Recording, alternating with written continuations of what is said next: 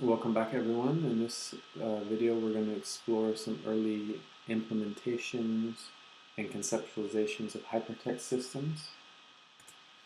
The underlying concept or philosophy of a hypertext system is that information can be organized in a non-linear fashion so that a reader or a browser can engage with the information non-sequentially.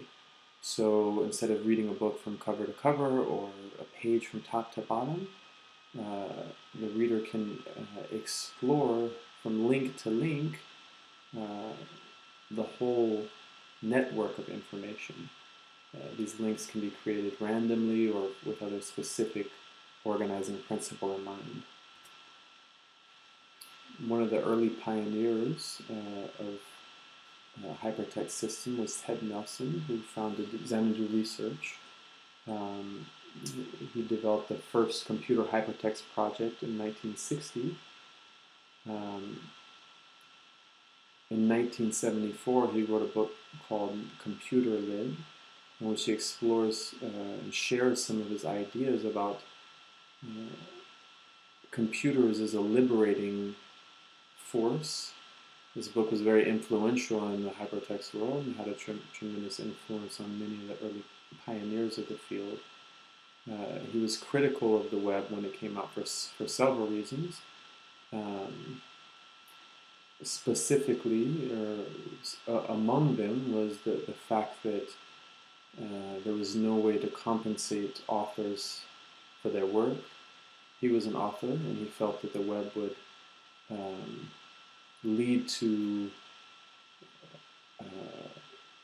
the theft of intellectual material, which to his credit has definitely happened. He kind of envisioned a system in which micropayments could be made to authors for accessing their material. He didn't have a working implementation until 1998, and this is only a partial implementation. He shipped the first working system in 2014, this year, and the research is still ongoing. Another early attempt was NLS, or Online System, which was developed by Doug Engelbert at Stanford Research Institute in the 1960s.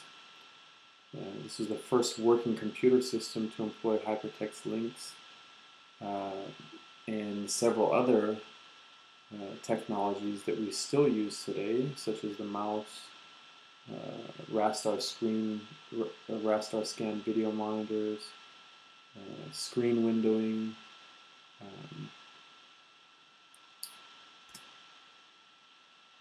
Another early implementation came out of Xerox PARC in 1984. It was developed by Randall Trigg, Frank Hallis, and Thomas Moran. It came out of Trigg's PhD research. He wrote the first thesis on hypertext at the University of Maryland College Park in 1983.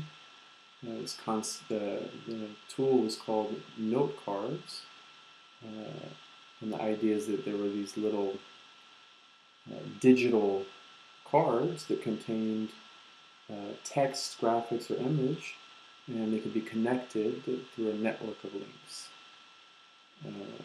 So this early description from note cards in a nutshell reads that the basic construct in note cards is a semantic network composed of note cards connected by typed links.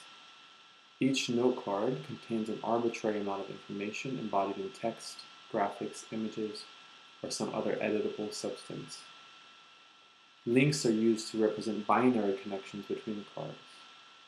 Note cards provides two specialized type of cards, browsers and file boxes, that help the user to manage networks of cards and links. So we see in this tool the first implementation of the concept of a browser in a hypertext system, and you can see the influence it would have on the World Wide Web later. A knockoff or model of note cards was developed by Apple shortly after and released in 1987, called HyperCard. This is by far the most popular hypertext system prior to the emergence of the World Wide Web. It's very similar to note cards. It's a stack. You envision a stack of virtual cards that a user could browse through and explore information. HyperCard is also the inspiration for the first wiki. It was shipped natively with every Mac, and as a result, it had very wide adoption. It also had a programming language that included was included with the system, so that users could begin writing their own programming, writing their own code, and manipulating the program. So it was very successful and in many ways had an impact on the development of the web.